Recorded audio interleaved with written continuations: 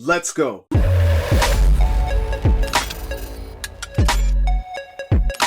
What's going on, everyone? Welcome to Klepcx FM, brought to you by WeAreCritics.com, place where we talk about movies, television, and pop culture. And if you're into that kind of thing, make sure you hit the subscribe key and that notification bell so you can be up to speed about everything that I talk about here.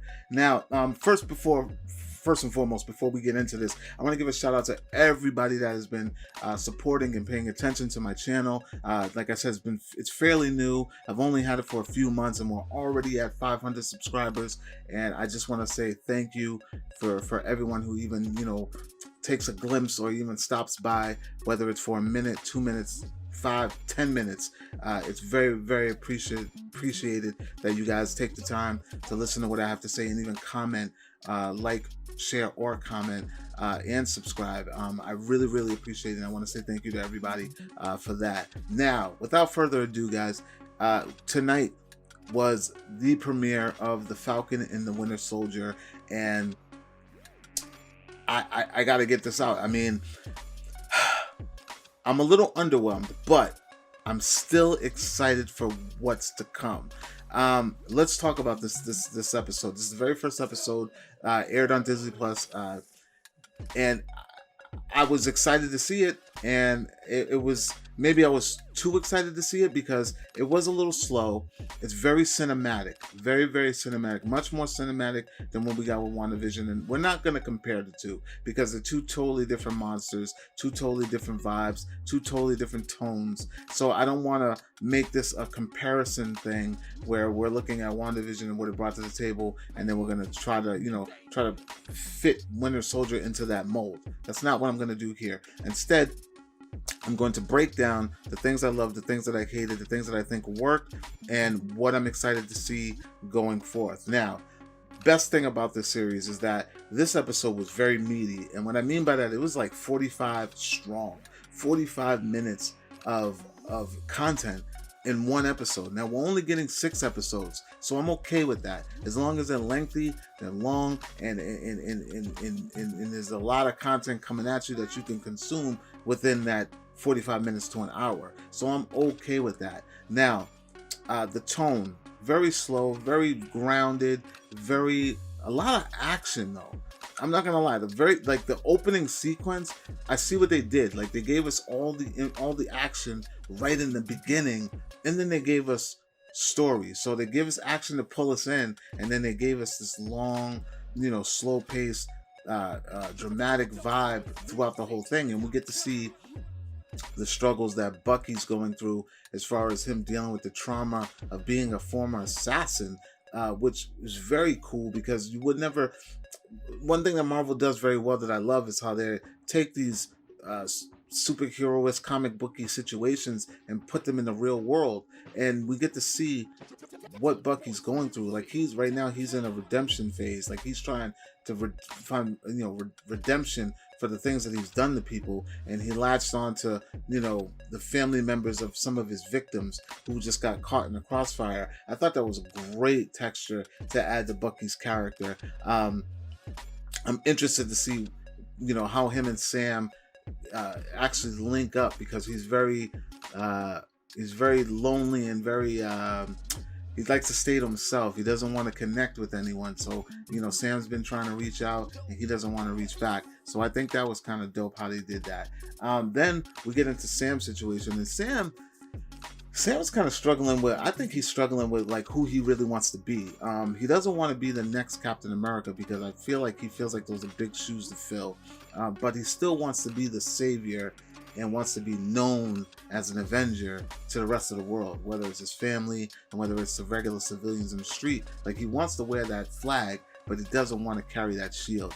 And I find that pretty interesting about his character, and I think that at some point he's probably going to get called out on it. Like, I'm waiting for that episode where him and Bucky kind of bump heads and go at it and start calling each other out on their shit, because I feel like that's going to happen. It happens in every buddy cop movie ever. Think about it. They Live, Lethal Weapon, they're all the same. They call each other out on their shit, and both people kind of make a point. So I see that coming, because he is a little bit full of shit in this episode as I'm watching it. Like he's trying to cloud. What's the words I'm trying to find? Like there's a lot of self-doubt in him, but he doesn't like to show it. And yeah, I think that's a cool texture that they added to him.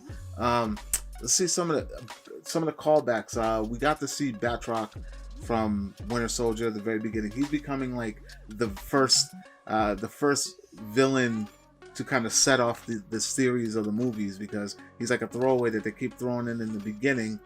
But I'm glad they didn't kill him off. I thought for certain that they were going to kill him off, but he got away.